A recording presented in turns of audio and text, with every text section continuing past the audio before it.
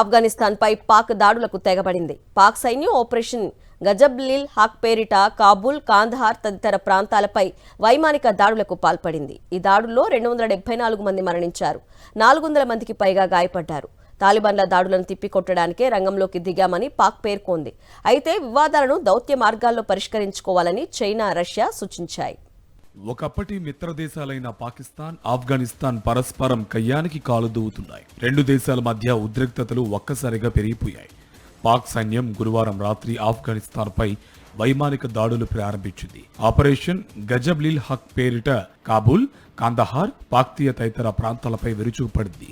ఈ దాడుల్లో కనీసం 274 మంది తాలిబాన్లు మరణించారు, మరో 400 మందికి పైగా గాయపడ్డారు. తాలిబాన్లకు చెందిన 27 సైనిక పోస్టులు ధ్వంసమయ్యాయి. 9 సైనిక పోస్టులను పాక్ సైన్యం స్వాధీనం చేసుకుంది. అలాగే అఫ్ఘాన్లో పలు యుద్ధ ట్యాంకులు సైతం ధ్వంసమైనట్టు సమాచారం. తాలిబాన్ల సైనిక స్థావరాలను లక్ష్యంగా చేసుకుని పాక్ వైమానిక దాడులు జరిగాయి. పాక్, ఆఫ్ఘనిస్తాన్ మధ్య 2611 కిలోమీటర్ల మేర సుదీర్ఘ సరిహద్దు ఉంది. దీన్ని డ్యూరాన్ లైన్ అని పిలుస్తూ ఉంటారు. అయితే ఈ సరిహద్దును తాలిబాన్లు గుర్తించడం లేదు. ఇటీవల డ్యూరాన్ లైన్ వద్ద ఆఫ్ఘనిస్తాన్ దళాల కాల్పుల్లో 55 మంది తమ సైనికులు మృతి చెందినట్టు పాక్ రక్షణ శాఖ ఒక ప్రకటనలో తెలియజేసింది.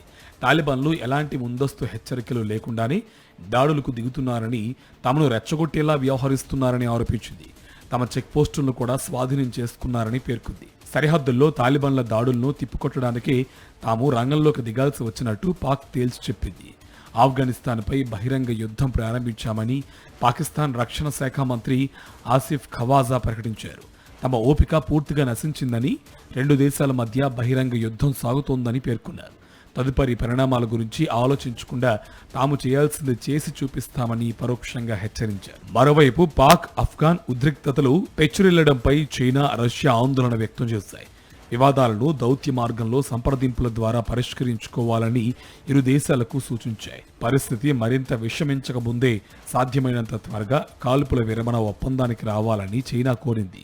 అటు సౌదీ అరేబియా విదేశాంగ మంత్రులు కూడా పాక్, ఆఫ్ఘాన్ సరిహద్దుల్లో శాంతి స్థిరత్వాన్ని కోరుకుంటున్నామని స్పష్టం చేశారు.